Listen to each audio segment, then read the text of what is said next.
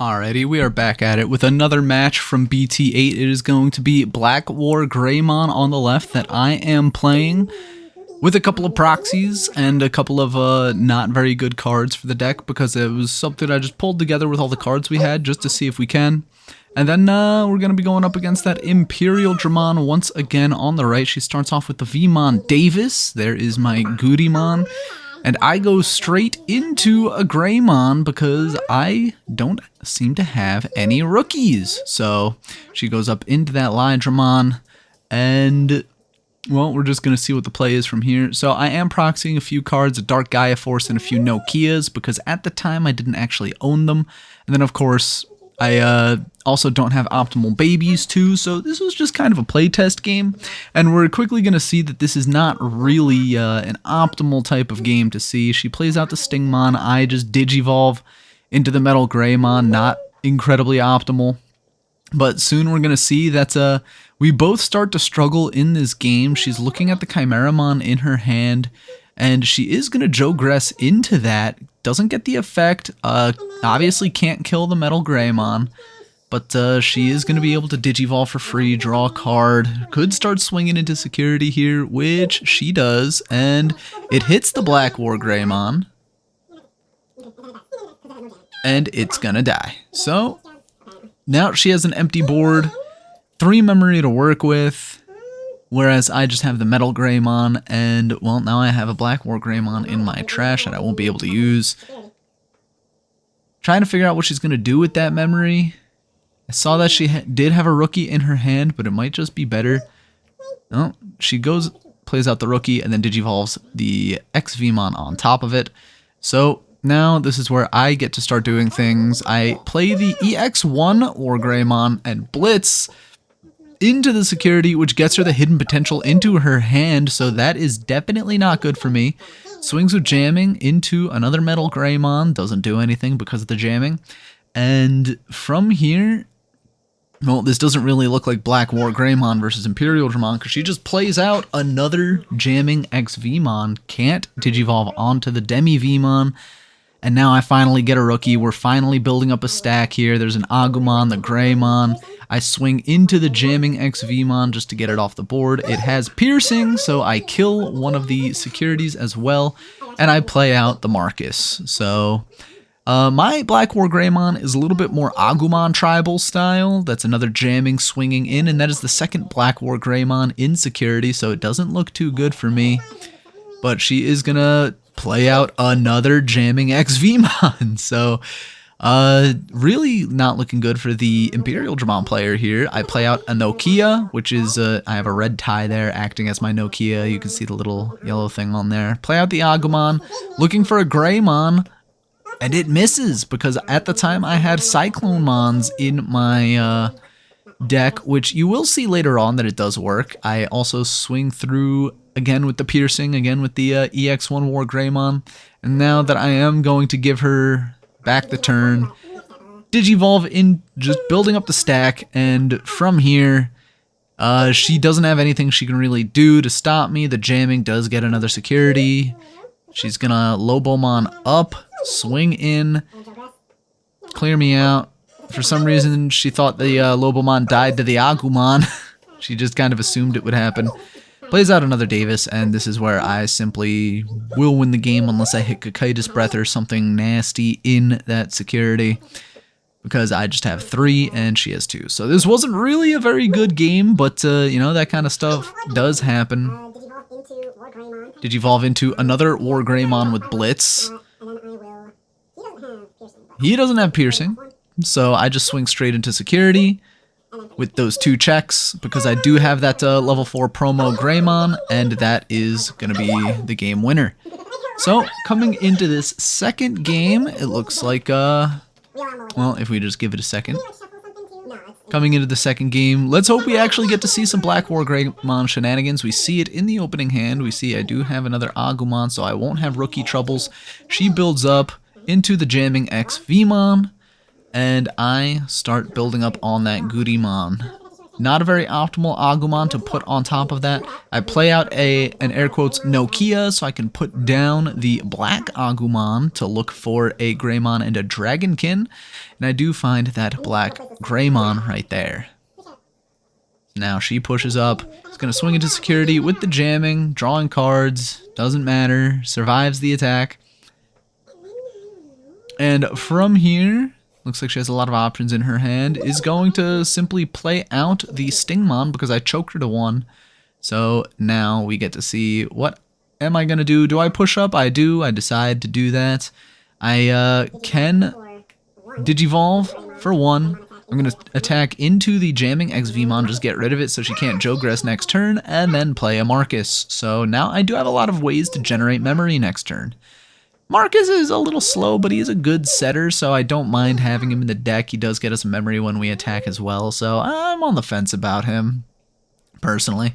She's building up in her baby area, plays out another Vmon, doesn't swing with the Stingmon because, probably doesn't want to lose it either to security or to me swinging through it the next turn anyway. But let's see what I get to work with here. I have that Blitz again in my stack going into the Metal Greymon for a reduced cost. And this is where I need to make the decision. Do I... No, he actually swings for security using the Metal Greymon effect to destroy the Stingmon, but I get punished for it.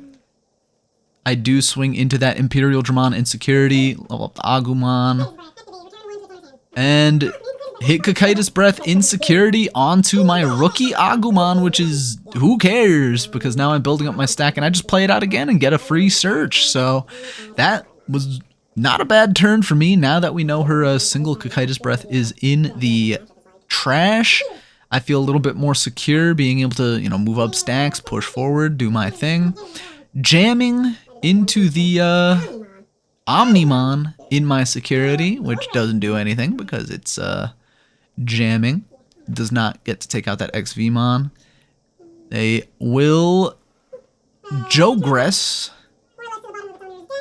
Put the Agumon to the bottom this time and not simply back to the hand. We can see I do have the red tie in my hand, so I'm going to be able to get an additional security attack later on.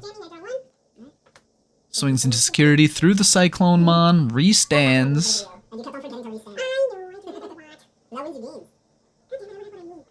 Probably debating on whether or not to continue the attack and then Digivolve again if she can.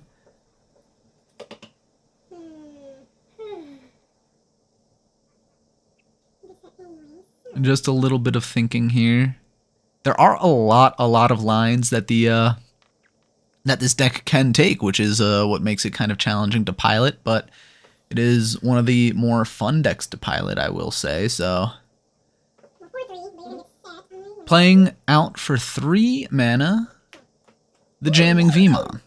So that is a little risky because I could build up into that BlackWarGreymon this turn and simply pop it. Going into that Metal Greymon, Digivolve that Imperialdramon, so we get to, just have a better intimidating board presence. It's a good thing that she didn't take that second swing with it too, because then I would have just swung through that,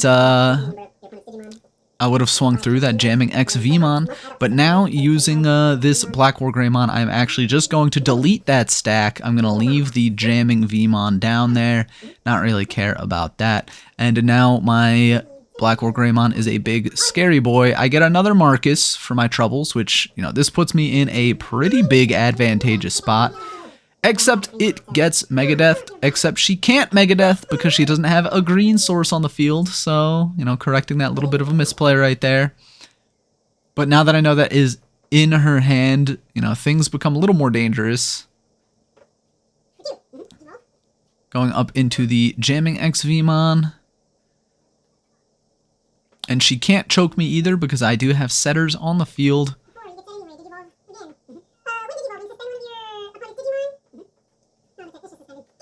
Digivolves into the other level 5 that you don't usually see, or you don't see as often as the Imperialdramon, but comes in already suspended, so this is going to be an easy swing for my BlackWarGreymon to just go straight through that, gain 2 memory through the Marcuses, probably.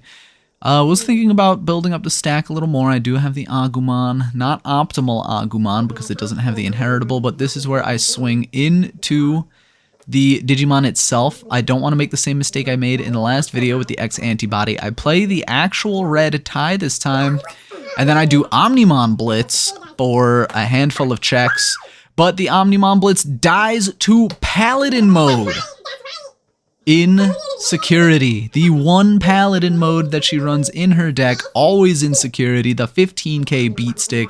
I got too greedy, didn't see that coming. Now she has the XVmon take out my last security, uses Davis to set me, and now I am very much in the shit. I thought I was just going to be able to take her out that turn, all three of those security checks be able to take her out, and then just move up that Agumon next turn and swing in. But now I have to try to take out that XVmon and try to just put something in the way. But if she has a Lobomon, it's all over. And I still have some security to work through. So that hitting that Paladin mode really turned around the game for her, which you definitely might want to tech that into your decks now that you've seen that. But I just play out the WarGreymon because I have no other options, and we take the L in Game 2, even though I was so far ahead. Feels bad, man. So coming into Game 3 now, play out the Gudimon. Nokia to play out the Agumon instead of Digivolving, and I get to search for that BlackWarGreymon that comes right into my hand. We see the Omnimon and a Marcus go to the bottom of the deck. You never like to see that, but we do have a little bit of forward momentum now. We have the Nokia. It's not exactly a setter, but she does play out the Stingmon for 3. This is something that we always debate on. Does it actually play out for 3 if you have the blue Digimon in your raising area? The answer is yes. We've asked our friends who are borderline judges on the game. They know a lot more about the game than we do, and it does indeed work like that. And then she simply passes the turn. So now I actually use the Cyclonemon to Digivolve on top of that Agumon and then build up into my Metal Greymon, choke her to 1, and it is not very favorable for her if she just, simply passed the turn last turn. Thinking about whether or not to Digivolve into that level 5, she's keeping the V-Baby down in the baby area. Going to put me to 4, or rather to 3 by spending 4. Debating on, and she finally does Digivolve into the Chimeramon. Doesn't really do much except exist as a body. This means her hand is probably really struggling right now. I did see a different level 5 in her hand, I think, but we do Digivolve into the BlackWarGreymon. There's nothing to pop on her side of the field, but it is still my turn because of the Nokia, and then we play out another Agumon looking for a search. We get a good Greymon right there, the security +1 Greymon. We do manage to take that and opt to not go for the EX1 Blitz. So plays for 3, plays for 4, and that is hopefully going to get her some memory on her next turn. We Digivolve Agumon on top of that Gudimon, going into the Greymon that basically I Digivolve for free with the Nokia on the field. I later edited out, or rather I took out the Cyclonemons for that Greymon, but we're going to see me get value out of the Cyclonemon right now. I'm going to swing into security, and I'm going to be able to pop the Vmon because of the Cyclonemon. So I am getting value out of that, and I get to restand. And then set her to 4, because I used WarGreymon's effect where if it deletes a Digimon, it restands. So now she gets 1 more memory from the Chimeramon. It is technically green and white, not blue, so only the 1 memory from the Davis and Ken. Pushes up the Vmon, it Digivolves into the Lydramon, so now I can't easily remove that because it is the armor.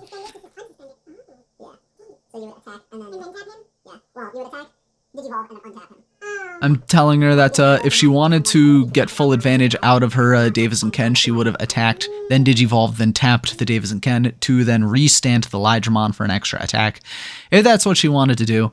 But it doesn't seem like that is what she wants to do. Her hand looks like a bit of a struggle. I see a lot of Imperialdramons in her hand, which she could digivolve from the Chimeramon, but that would put me to 2, set me to 3, and put her in a lot of danger. That is exactly what she's going to go for. It throws out the Stingmon, draws a card, and now it's not like she's in a bad position here, but I can just ram right through a lot of what is on the board here. We're going to see me digivolve into the Metalgreymon from EX1. Swing for security. I get her the Davis that she needs and that she definitely would love to see. The Cocytus Breath goes to the bottom of the deck, so now I am a little less worried as we digivolve into another BlackWarGreymon, and I opt to destroy... Well, I don't want to destroy the Lydramon because that has armor. Stingmon would only be an okay hit, so I think, yes, I just go for the Stingmon there. She gets set to 3, and then I'm reminding her that all turns, whenever a Digimon gets deleted, the BlackWarGreymon gets to restand. And then this is where I spill my drink. So, as she takes her turn, I spill my drink a little bit. This is why we double sleeve our cards. I spilled, one of those seltzers, the Truly seltzers. Those are some of my favorite drinks. And while I'm cleaning up that side of the security, she is digivolving the Wormmon in Raising, playing out that XVmon with the Rock. And she's debating on whether or not she wants to attack. It's not like I have 0 security. I am just cleaning off my cards because I accidentally spilled my drink. So remember to double sleeve your cards, kids. That's exactly why we do it. And I will shill for Dragon Shield. I don't need the sponsorship. I just really like Dragon Shield products because they are pretty high quality card sleeves. And you're going to see me just clean up a little bit more. I could have skipped a lot of this, but I think it's funny. She does finally swing into security. The Imperialdramon survives. And that's one of the issues I discovered with this deck is that if the Imperialdramon stayed tapped, I wouldn't be able to go through it. And now she is doing what I told her earlier. She evolves into the fighter mode, which kills my baby Agumon and restands it with the Davis and Ken, debating on whether or not she wants to attack again. And like I was just saying, my WarGreymons are smaller than it, so I can't pierce through it, which really sucks for me. Goes into the Imperialdramon. I don't have blocker on either of my WarGreymons, but I do have the BlackGreymon that were to give them blocker. So she does swing.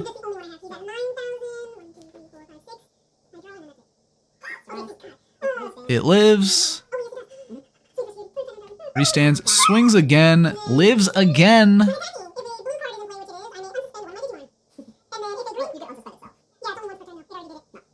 Not sure what we're talking about here. I think she's just reading the fighter mode's effect because she doesn't usually get it. So she decides to swing with it, and she hits the Dark Gaia Force, which is going to destroy that fighter mode and help me get back into this game. So, the fighter mode is not something you see often in these matchups.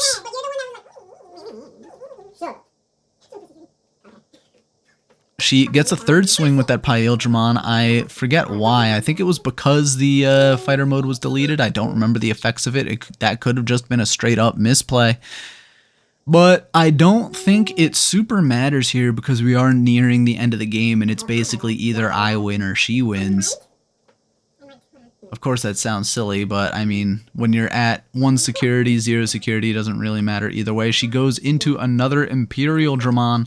And like I said, I can't go through it because my own BlackWarGreymon would die. So I can't exactly, swing security, swing through it with piercing, restand both of them. So what I am thinking about trying to do here is, I get the extra card draw off of the Agumon. Swing for security, +1, gain a memory. Don't hit anything big and scary. And this is where I'm trying to make a decision on what to do.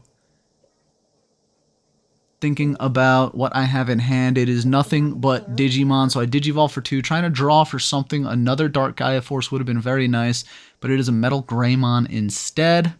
which that's not bad, but it is not up where I need it to be. She has 3 attackers. I have 0 security. Still trying to dig for something. It's just an Agumon. I'm going to attack into the Imperialdramon so my BlackWarGreymon can restand. I think I swing back into security here. Agumon gets it plus 1000, but it didn't have piercing like I said earlier. And so I pass over the turn and she swings for game. So a little bit of a scuffed match right there with not my best deck, but I hope you enjoyed this. Look for Diaboromon next time.